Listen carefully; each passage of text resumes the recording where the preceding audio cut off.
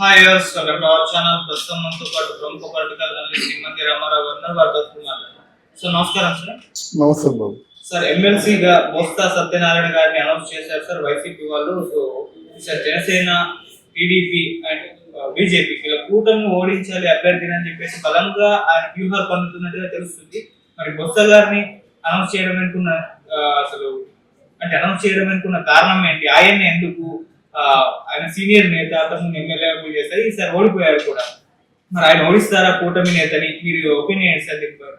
ఇది ఎలా ఉంటుందంటే, మనం నిజాలు చెప్పుకుందాం, ప్రజలు ఏమనుకుంటున్నారో ఆ మాటలో చెప్పుకుందాం.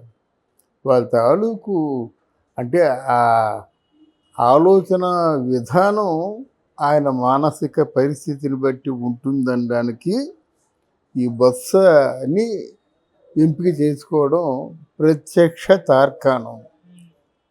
బొత్సకి తెలుగు రాదు, ఇంగ్లీషు రాదు, హిందీ రాదు,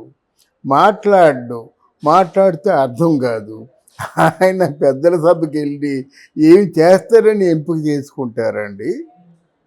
నాకు అర్థం కావడం లేదు. ముందు పెద్ద నాయకుడే, రాజశేఖర రెడ్డి గారి టైంలో నెంబర్ 2 ఆయన, కాదనలేము. ఇప్పుడు బ్రహ్మాండమైనటువంటి పోరాటంలో ఉన్నామని వాళ్ళు అనుకుంటున్నారు. అసలు పోరాటమే లేదు, మాకు 164, మీకేమో 11, మీకు మాకు పోరాటం ఏమని వీళ్ళు అనుకుంటున్నారు. ఆయన మేకపోతు గాంభీర్యం ప్రదర్శిస్తూ మిమ్మల్ని తొక్కేస్తాం, మేము ముంచేస్తాం, మిమ్మల్ని ఏదో అనుకుంటున్నారు అన్నమాట. అందులో ఇది కొత్తగా తెలిసిన న్యూస్ అంటే బొత్స నా అంతా నాకు బొత్స ఒప్పుకోడు. బొత్సకి మాట్లాడే శక్తి లేకపోయినా ఆలోచించే శక్తి ఉంది. ఎక్స్ప్రెషన్ లేకపోయినప్పటికి కూడా ఇంటెలిజెన్స్ ఉంది కనుక ఏమో మరి ఎంతవరకు ఇది సాధ్యాసాధ్యాలు రేపు మనం చెప్పుకోగలుగుతాం, మనం చూడగలుగుతాం. కానీ బొత్స దీనికి ఒప్పుకోడు.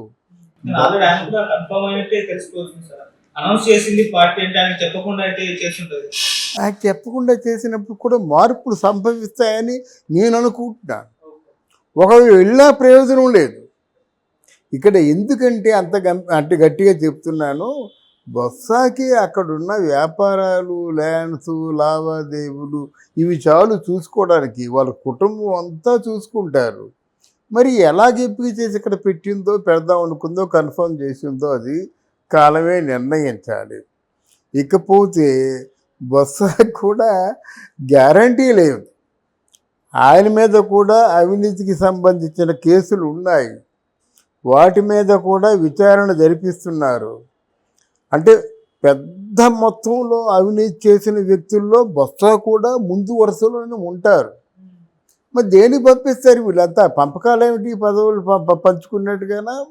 వీళ్ళు నేరాలను పంచుకున్నారు, అవినీతిని పంచుకున్నారు. దాని మీద ప్రభుత్వం ఉంటుంది, అది దర్యాప్తు చేస్తుంది, కేసులు పెడుతుంది, జైల్లో తోస్తుంది అనే విషయం వీళ్ళు జ్ఞాపకం రాదా?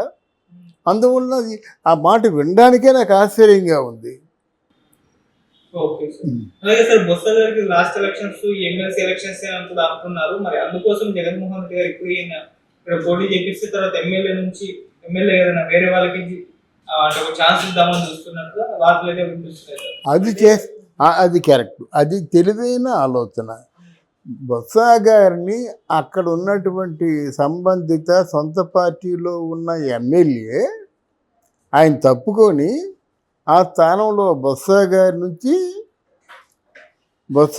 నుంచి ఆ బొత్స గారికి ప్రతిపక్ష హోదా కావాలని డిమాండ్ చేయడానికి మరో 4 తెలుగుదేశమో లేకపోయినట్టయితే బీజేపీయో జనసేన ఎవరినో 4 కొనుక్కోగలిగితే అప్పుడు ప్రతిపక్ష పార్టీ హోదా వస్తుంది, ప్రతిపక్ష పార్టీ నాయకుడు బొత్స వస్తాడు, ఆ తర్వాత ఆ పార్టీ సజావుగా సాగుతుంది అనేటువంటి ఆలోచన ఎవరో ఇచ్చి ఉంటారు.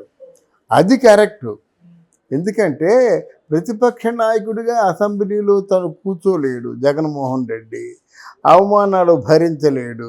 దానికి ఏం చేయాలి? అంతకంటే సీనియర్ నాయకుడు అంటే ఏమిటి? చంద్రబాబు నాయుడుతో ఈక్వల్గా ఉన్నటువంటి వైఎస్ఆర్ కాంగ్రెస్ పార్టీలో ఉన్న నాయకుడు బొత్స. ఆ రీప్లేస్మెంట్ జరిగితే ఇది తెలివైన ఆలోచనే. తర్వాత వీళ్ళు ఏం చేస్తారంటే అనునిత్యం కూడా మీ మీడియా పనిచేస్తూ ఉంటుందండి. అక్కడ చంద్రబాబు నాయుడు గారు ఏ మంచి పని చేయనీయండి, దాని మీద కౌంటర్లు వేస్తూనే ఉంటారు. వీళ్ళు చంద్రబాబు నాయుడు గారి పార్టీలో అంటే ఈ కూటమిలో ఉన్నటువంటి పెద్ద బలహీనత ఏమిటంటే, ఒక్క విశాఖపట్నం పార్టీలో ఇన్ని వేల కోట్ల అవినీతి జరిగిందని చెప్తున్నారు. దాన్ని వాల్ పోస్టర్లు వేసేయండి, పబ్లిక్ పంపించేసేయండి. సినిమా థియేటర్లో మామూలుగా అంతకుముందు ట్రైల్ పార్టీలు వేస్తారు కదా, అలా వేయండి. సెన్సార్ సర్టిఫికేట్తో మీ ప్రభుత్వం చేసినటువంటి అభివృద్ధి కానీ కూటమి సభ్యులకి డైరెక్ట్గా చెప్తున్నాను. మీ ప్రచారం ఏముంది, మీలో మీరు పొంగిపోతే ఏముంది? ఇన్ని వేల కోట్ల అవినీతి జరిగిందని ఆ ప్లేసెస్తో రిలివెంట్గా అభివృద్ధిని రెండింటిని కూడా అనౌన్స్ చేసినట్టు ప్రజలు తెలుసుకుంటారు కదండి. అదేది ఉండదు. 36 మందిని చంపారంటే ఇంతవరకు ఎవరిని చంపారని ఆ మీడియా వాళ్ళు ప్రశ్నించారు. కానీ ఈ వేళల్లో ఒకడైనా గట్టిగా ప్రశ్నించాడా? ఈ మధ్యకాలంలో జనసేన పార్టీ పవన్ కళ్యాణ్ గారు గౌతమ్ బుద్ధుడు అయిపోయాడు. అప్పుడు ఎంతైతే ఫోర్స్తూ మాట్లాడాడో ఎస్ మేము ఉన్నాము అని మాట్లాడడానికి అయిన దమ్ముడు చాలవా? ఎందుకైనా జనంలోకి వచ్చింది? ప్రత్యర్థులు బాధ పెట్టొద్దు, వాళ్ళు హింస పెట్టొద్దు. మీరు హింస పడతారా? 3 పిల్లలని మొత్తం దేశ విదేశాల్లో కూడా చాటింపేశారే పవన్ కళ్యాణ్ గారికి. పౌరుషం రాలేదా? నువ్వు మంచి చేస్తున్నావు, మంచి చేయమని మేము చెప్తున్నావు. అందువల్ల వీళ్ళు అసమర్థులైనట్టయితే వాళ్ళు అలా పేటైపోతారు.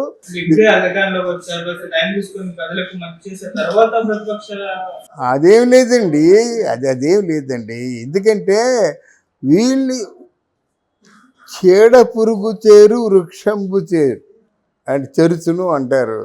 చీడ పురుగుని వృక్షాన్ని చెరచడానికి 1000 చీడ పురుగులు రావాల్సిన అవసరం, 1000 కీటకాలు రావాల్సిన అవసరం లేదు. ఒక చేడు పురుగు ఉంటే వెళ్ళిపోతుంది. ఒక చెడ్డవాడంటే సమాజం అంతా చెడ్డదైపోతుంది. దాని ప్రభావం ఎక్కువ ఉంటుంది. నేను ఒక 5000 మంచి వీడియోస్ చేశాను. ఎవరో ఏ దగ్గర అనకూడదు కానీ దిక్కుమాల ఎవరో ఒక అజ్ఞాని ఒక ఏదో వీడియో చేసింది. ఈ 5000 వీడియోస్ కొట్టుకుపోతాయా? పోయి కదా. అంటే చెడుకి అంత మైలేజీ ఉంటుంది, చెరుకి అంత మైలేజ్ ఉంటుంది. అందుకే అంటాను, చెరకు తినడి కుక్క చెప్పు తినడి కుక్క చెరకు తీ పెరిగినా అని. నెగిటివ్ ఆలోచనలు, బ్యాడ్ ఆలోచనలు, తర్వాత కృతకమైనటువంటి హింసాత్మకమైన ఆలోచనలు అవి ఊరుకోవు, తొలిచేస్తాయి.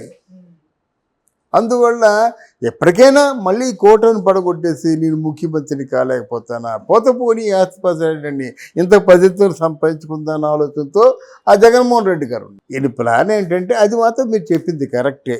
ప్లాన్ ఏంటంటే ఒక ఎమ్మెల్యేని వెనక్కి లాగేసి ఇంకొక మంది 9 ఎమ్మెల్యేలను కొనుక్కొని బొత్స అక్కడ పెట్టి అధ్యక్షుడిగా ప్రతిపక్ష హోదాని పెట్టుకొని ఇంకక్కడి నుంచి నాటకాలు ఆడతారు. బొత్స ప్రతిపక్ష నాయకుడైతే ఉత్తరాంధ్ర అంతా ఆయన చేతిలో ఉంటుంది. అది వాళ్ళ plan. Thank you so much. Thank you.